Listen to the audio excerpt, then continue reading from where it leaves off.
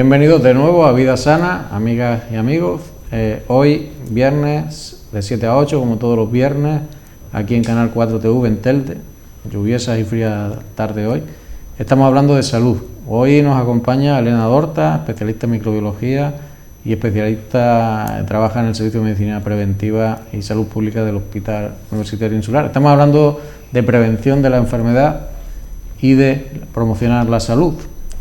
Hemos hablado en qué consiste, sobre todo, la medicina preventiva, cómo se promociona la salud, qué es la higiene de manos, el uso de mascarillas, la alimentación, el ejercicio físico. En esta segunda parte ustedes van a poder preguntarle a Elena todo lo que ustedes quieran saber sobre la medicina preventiva, sobre la salud pública.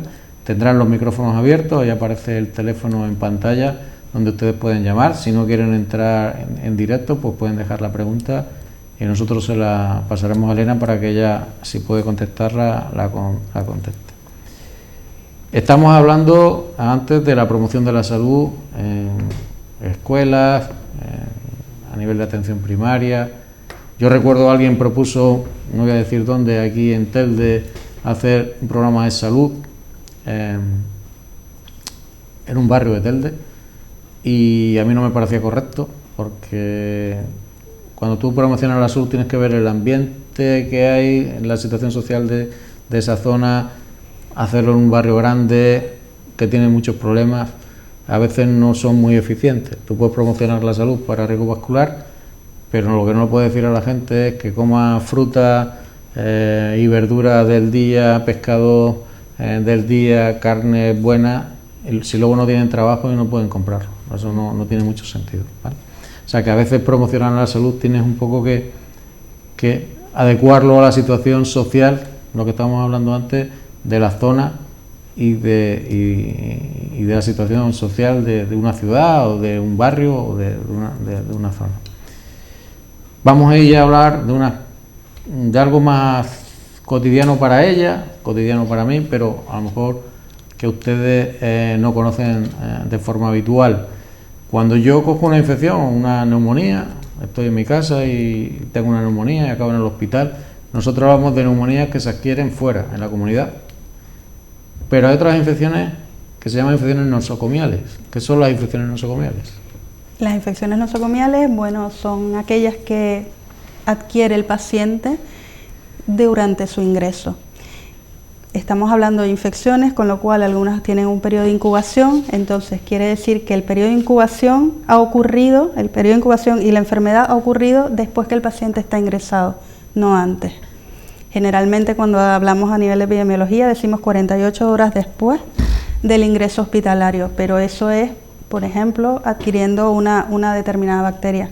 Pero si estamos hablando, en el caso del COVID, si un paciente tiene un periodo de incubación, es una infección que tiene un periodo de incubación más largo, si él ha ingresado y a los 2 días la PCR sale positiva, no significa que la pilló en el hospital, sino que probablemente venía de fuera.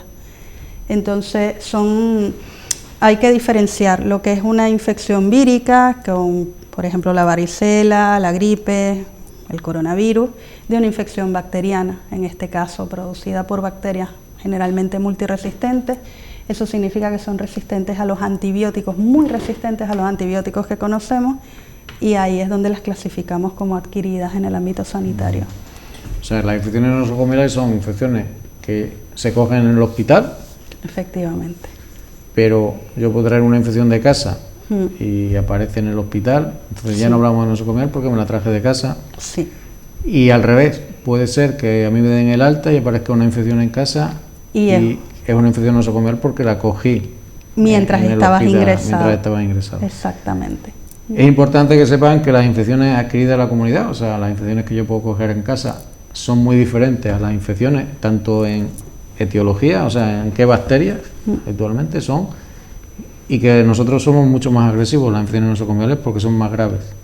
Sí. Entonces es importante evitar que un paciente que esté ingresado coja una infección. Cuando nuestros pacientes ingresan en medicina interna, ustedes le hacen un cribaje de todo. Sí. Del exudado nasal, no del coronavirus, sino de otras bacterias, hacen rectal, bueno, hacen de todo, ¿no? Sí, esos son programas de cribados, justamente lo que se llama la prevención secundaria. Es para atajar el problema cuando se está iniciando, no cuando está desarrollado. Las bacterias que están en el hospital son bacterias, digamos, que tienen alguna diferencia muchas veces con las que están en la comunidad. Generalmente, aunque cada vez más se ven en la comunidad bacterias muy resistentes a los antibióticos. Son las que llamamos las bacterias multiresistentes. Entonces, en esos casos, a nosotros nos interesa, como medicina preventiva, detectar a un paciente con ese tipo de bacterias para aislarlo del resto de pacientes de forma de que esa bacteria no se transmita a los demás. ¿Cómo se transmite? No van por vía aérea, no son gotitas. Las bacterias multiresistentes se transmiten principalmente por contacto. ¿Qué significa eso? Un paciente infectado, viene su familiar, por ejemplo, o el médico, el enfermero que le está atendiendo, está trabajando con él, le pone una vía, por ejemplo, y no hace una adecuada higiene de manos. Se puede llevar ese enfermero, ese médico, ese auxiliar, ese familiar, puede tener en sus manos esa bacteria que está infectando a ese paciente y luego, al atender a otro paciente, se lo puede transmitir. Eso se llama la transmisión cruzada, la transmisión por contacto. Transmisión por contacto, que ustedes cuando detectan una persona que tiene una infección, imagínense un estafilococo en la nariz, un exudado nasal, o un exudado rectal con una bacteria, ustedes aíslan a esa persona, no porque esa persona pueda empeorar por la infección, que puede ser, sino para evitar que se transmita a otro... Para evitar que se transmita y que se transmita en el hospital. Porque el problema es que el hospital no es lo mismo que estar en casa, que estar en un centro de salud. El hospital es un lugar donde van pacientes agudos, que hay pacientes con muchas vías, traqueostomías, sondas, que son puertas abiertas. Hay una solución de continuidad donde pueden entrar esas bacterias. Entonces nosotros lo que hacemos es detectar, aislarlo, poner unas medidas de aislamiento de forma que ese paciente no es que es peligroso, ni mucho menos. Sencillamente es una forma de nosotros proteger al resto de pacientes para que no adquieran esa a nosotros nos preguntan muchas veces porque he ido a ver a mi padre, a mi madre y lo tienen aislado y me tengo que poner una bata, me tengo que poner guantes para entrar a verlo y después en casa no. Y le tenemos que explicar por qué, no porque haya un problema con el paciente, sino para evitar que se transmita al resto de pacientes que están.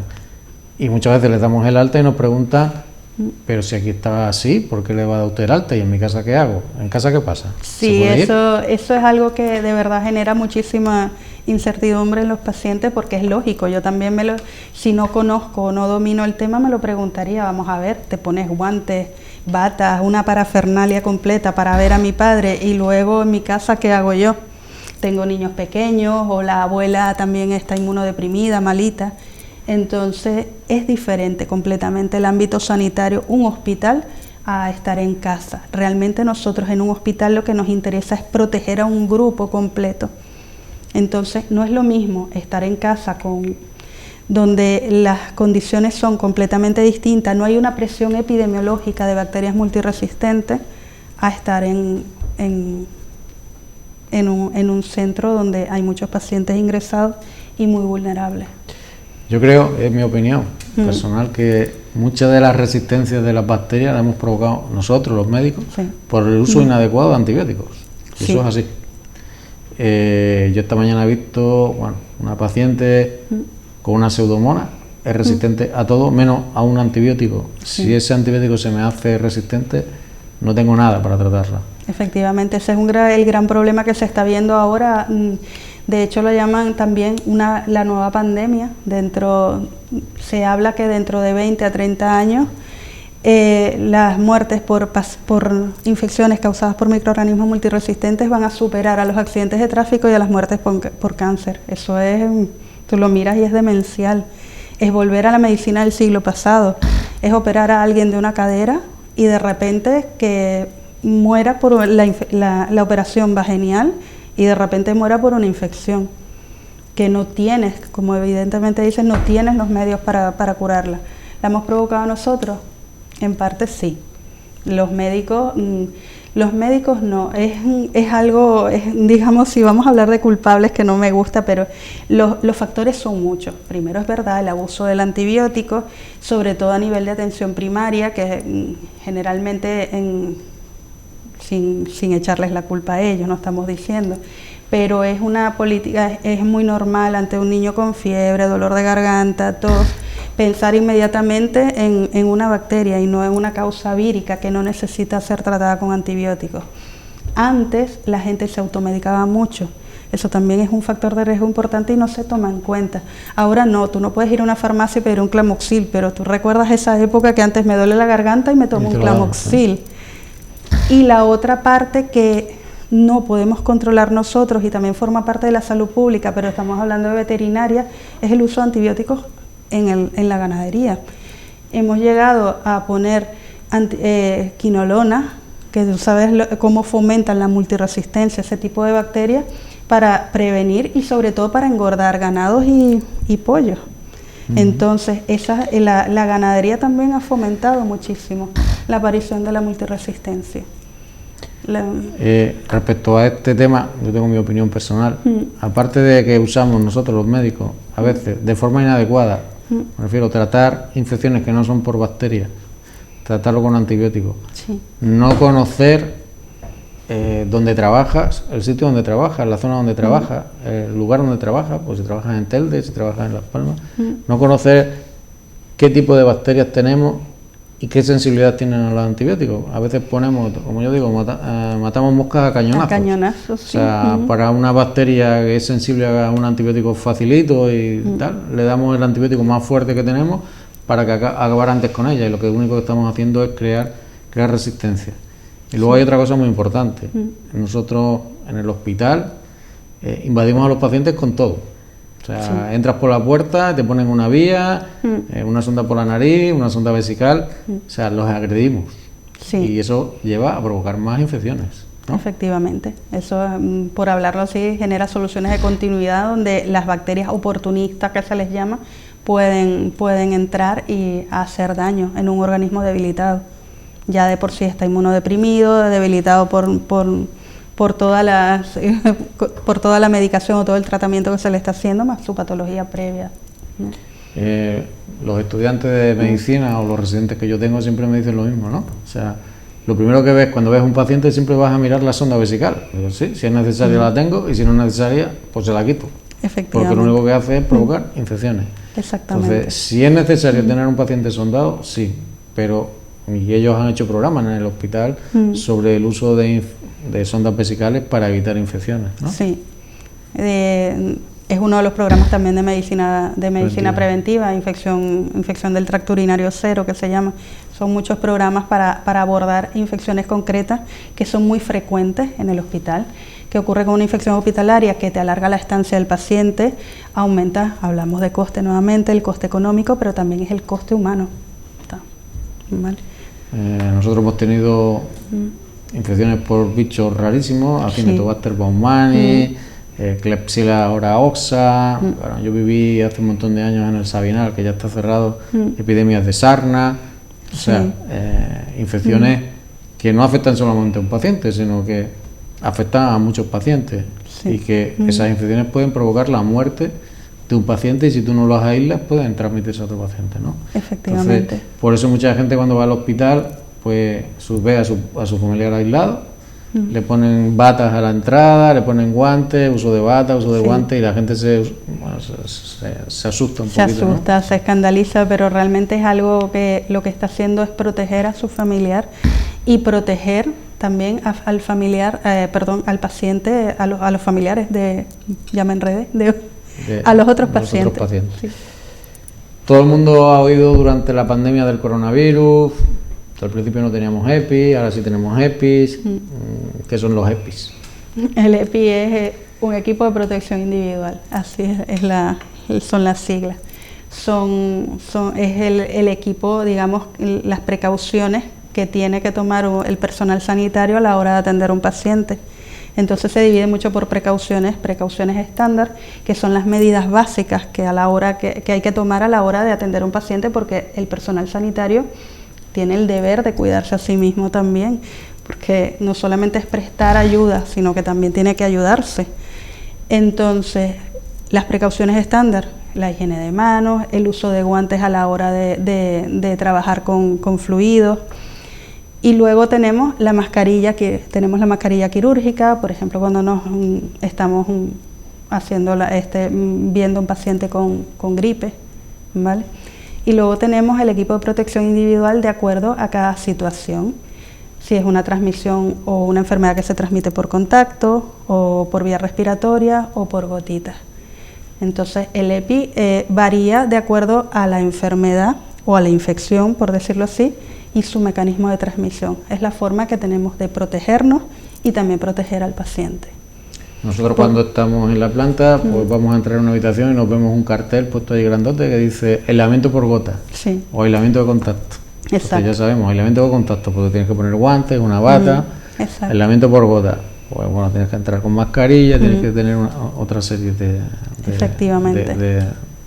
protección tú, no para protegerte tú solo, sino para evitar transmitirlo al resto de personas, ¿no?, que trabajan contigo. Exacto. Evidentemente, si tú te pones enfermo, lo puedes transmitir a los enfermos que están ingresados, lo puedes transmitir a tus compañeros y a tus familiares cuando te vas a casa. Todo el mundo sabe que durante el coronavirus muchos de los sanitarios llegaron incluso a irse a hoteles que estaban para sanitarios, para evitar la posibilidad de contagiar a tu padre. Yo he tenido compañeros que se han alquilado pisos para evitar el contacto con sus familiares que son mayores, para evitar la posibilidad de que cogieran el coronavirus.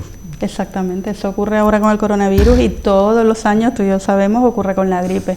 Lo que pasa es que la gripe ya le hemos perdido mucho el miedo, el respeto, exactamente. Y es una entidad también bastante grave, que sobre todo colapsa el sistema sanitario en los meses de invierno. Y sí, el EPI es para precisamente el personal sanitario, en este caso tú como médico que vas a visitar a un paciente con una neumonía y diagnosticada por virus influenza, te tienes que proteger y tienes que proteger al resto. Si no lo haces, no solo no te proteges tú, sino que también el resto de tus compañeros. Corres el riesgo de transmitirle la infección. Una parte muy importante de la medicina preventiva, aparte de todos los conocimientos y todo lo que saben, y aparte de los médicos, una parte muy importante es la enfermería, que ustedes tienen, porque ustedes tienen una enfermería de medicina preventiva, ¿no? Sí. ¿Qué papel tiene la enfermería ahí? Yo creo que la medicina preventiva sin enfermeras no existe, sin la enfermería. Son nuestros ojos, nuestros oídos en todas las plantas. Nosotros somos pocos, no podemos abarcar todas las plantas, visitamos, pero no tenemos, digamos, nos dedicamos a diversas actividades. En cambio, enfermería es la que está ahí, siempre son los que están cercanos al paciente. Es el que sabe lo que está ocurriendo, no solo con un determinado paciente, sino con el grupo de pacientes, cuando estamos hablando de una planta, por ejemplo. Entonces, ellos son los que se encargan de hacer la vigilancia a pie de cama, por decirlo así. O sea, están en primera línea de batalla. En primera línea. Son los que les informan a ustedes de lo que está pasando, sí, ¿no? Ya nosotros, digamos, actuamos en segunda línea. Cuando ellos ellos recaban la información, nosotros detectamos el problema y ahí comenzamos a actuar. Y a la hora de la actuación, la enfermería también juega un papel importantísimo. Ten en cuenta que el colectivo, nosotros somos médicos, pero con diferencia, el personal de enfermería es muchísimo mayor. Y a la hora de hacer educación sanitaria, ellos se dedican muchísimo también, tienen habilidades y destrezas para llegar a ese colectivo. Hay algunos hospitales, no me voy a ir muy lejos, el Hospital Dr. Negrín, de aquí de Gran Canaria, que tiene aulas de pacientes. En rehabilitación cardíaca yo sé que tienen un aula de pacientes, para pacientes que han tenido síndrome coronario agudo. Es bueno tener una aula de pacientes. ¿Qué es una aula de pacientes? ¿Para qué sirve una aula de pacientes? Bueno, el concepto como de aula de pacientes no te lo han definido así. ¿Tiene que venir el paciente o puede venir un cuidador? Puede venir el paciente y puede venir un cuidador. De hecho, en medicina preventiva nosotros teníamos un aula de pacientes para pacientes en aislamiento, justamente, donde estamos hablando de pacientes muy crónicos que ingresan con mucha frecuencia, con patologías crónicas muy importantes, que ingresan, reingresan al año siguiente por otro motivo y siempre están en aislamiento y siempre es la misma dinámica. El familiar que viene puede ser diferente, puede ser otro, no entiende el por qué o el para qué está aislado y decidimos hacer un aula de pacientes. El aula de pacientes es sencillamente que un grupo de pacientes explicarles, agruparlos por patologías, por ejemplo, o por determinadas, bueno, sí, principalmente por patologías o por especialidades, y es como una escuela. Enseñarles de qué se trata, de qué va su enfermedad, qué tiene que hacer para prevenirla o para prevenir las secuelas de determinada, porque ya la patología está instaurada. También podemos abrir un poco más cómo puede cómo puede empoderarse y tomar decisiones con respecto a su salud, principalmente a nivel emocional, cómo gestionar sus emociones, lo que también tiene unas características, es muy dinámica. Se genera lo que nosotros teníamos, por ejemplo, hablábamos mucho, era como un debate. Venía el familiar o el propio paciente y comenzaba, es que yo no entiendo esto, no sé para qué me está ocurriendo esto, o por qué tengo que hacer esto, o por qué me mandan a... Entonces es muy dinámica, tú no la puedes estructurar sino dependiendo con el grupo, así la llevábamos nosotros. Es una forma de dar respuesta a algo que el sistema sanitario no puede dar en 10 minutos de consulta. Es una ayuda, por ejemplo, al médico que diagnostica, trata y pone determinado tratamiento a un paciente, pero no tiene tiempo para sentarse y explicarle qué le está ocurriendo o que los efectos secundarios o el mareo que siente por la mañana se debe a X medicación o porque la persona por la tarde está comiendo de una forma que no debe o está fumando más de la cuenta, no lo sé, esa parte me la invento, ¿no? Pero sería abordar, digamos, a los pacientes de una forma que ellos entiendan, comprendan lo que les está ocurriendo, comprendan su enfermedad, aprendan a gestionarse y sobre todo aclaren todas sus dudas. Es como una escuela. Es el ABC. Ustedes saben que ahora nosotros no podemos ir a congresos por la situación que hay, con lo cual toda la formación que estamos recibiendo es a través de online. Yo ayer y anteayer hice una reunión sobre colesterol, de lípidos, y en uno de los hospitales un compañero cardiólogo nos hablaba del aula de pacientes que tienen allí. Cuando un paciente ingresa por un infarto, automáticamente le asignan a un paciente que ya ha tenido un infarto y que ha pasado por todo. Con lo cual tiene un compañero que le va a explicar, y claro, le explica cómo ha sentido el infarto, lo que ha sentido y todo lo que conlleva después de tener un infarto, con lo cual le ayuda muchísimo a los cardiólogos. Sí, es como también eso, ellos han hecho lo que se llama la formación de formadores.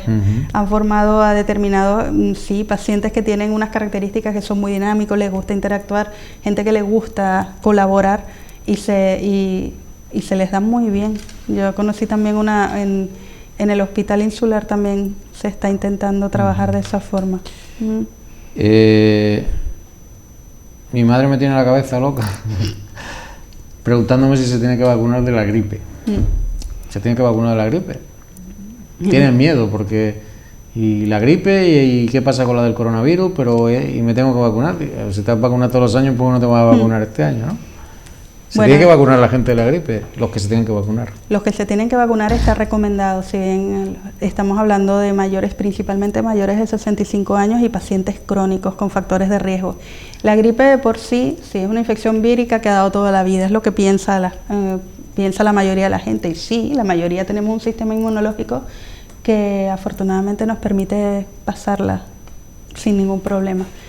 Pero cuando existen factores de riesgo asociados, es cuando eso es lo que nosotros evitamos con la vacunación.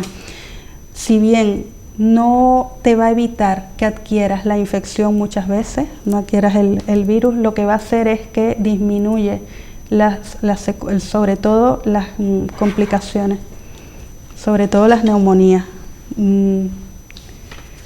Vale. Se tienen que vacunar ustedes las personas que se tengan que vacunar de la gripe, lo acaban de oír, se tienen que vacunar. No Sí. todo el mundo, pero pacientes por encima de 65 años o pacientes con enfermedades crónicas deben vacunarse. Todos los sanitarios, yo no he visto nunca jamás lo que he visto este año. Este año En el hospital, nos hemos vacunado todos. Vacunado a todo el mundo. Sí. Y vacunados en la planta, o sea, Sí. directamente a todo el mundo de planta, pom, pom, pom, a todos. Y todo el mundo se ha Sí. vacunado. Y eso que la gripe este año va a ser menor por el uso de mascarilla. Efectivamente, por las medidas, la higiene de manos, todo.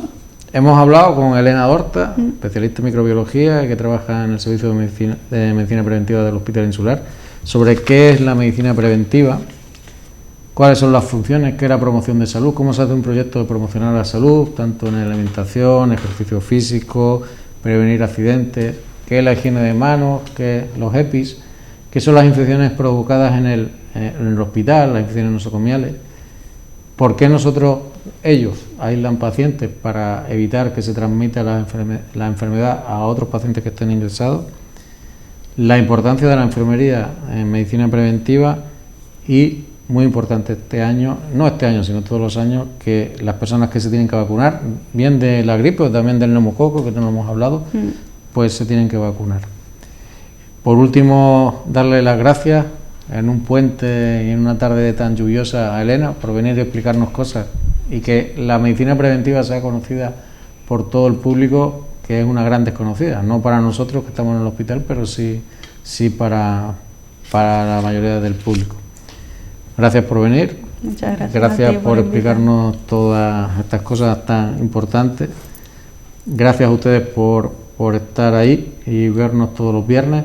Si tienen algún tema que les interese, por favor, nos lo hacen llegar y les esperamos aquí el próximo viernes de 7 a 8, como todos los viernes, aquí en Canal 4 Televisión Telde, para hablar de salud, nunca mejor dicho hoy, con medicina preventiva para evitar que ustedes cojan una enfermedad, tengan una enfermedad y si la tienen, que su enfermedad no vaya a más. Buenas tardes y nos vemos aquí el próximo viernes de 7 a 8 en Vida Sana.